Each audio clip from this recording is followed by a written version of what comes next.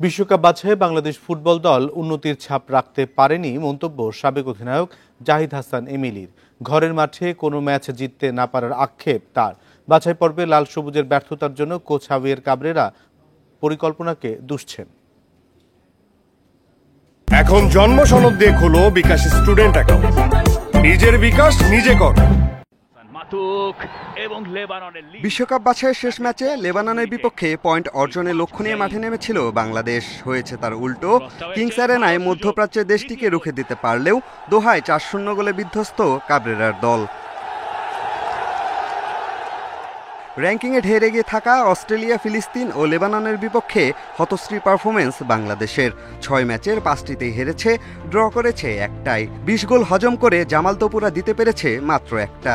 Kings অ্যারেনায় ভেজা মাঠে কিছুটা লড়াই করলেও প্রতিপক্ষের মাঠে অসহায় ছিল লাল সবুজ। ওয়ার্ল্ড কাপ কোয়ালিফাই ম্যাচে আমরা গ্রুপ দেখে যেভাবে আশা করেছিলাম ওই অনুযায়ী তো আসলে পারফরমেন্স হয়নি।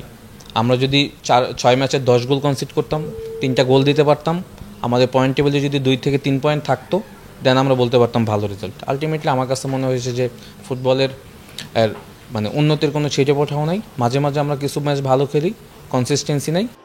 কোচ হাভিয়ের কাবরেরার দল নির্বাচন, একাদশ গঠন ও খেলোয়াড় পরিবর্তন মনে ধরেনি এই স্প্যানিশ কোচের ভুল পরিকল্পনার মাসুল দিয়েছে দল, মনে করছেন তিনি।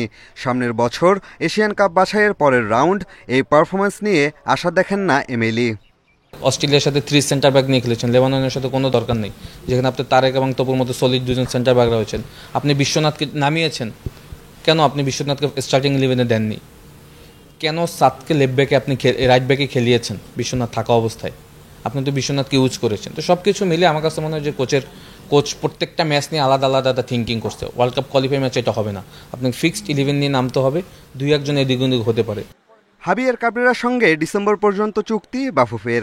বিশ্বকাপ বাছাইয়ে এমন পারফরমেন্সের পর কঠোর সিদ্ধান্তও নিতে পারে ফেডারেশন। পিয়াস সাহা, ইন্ডিপেন্ডেন্ট নিউজ, ঢাকা।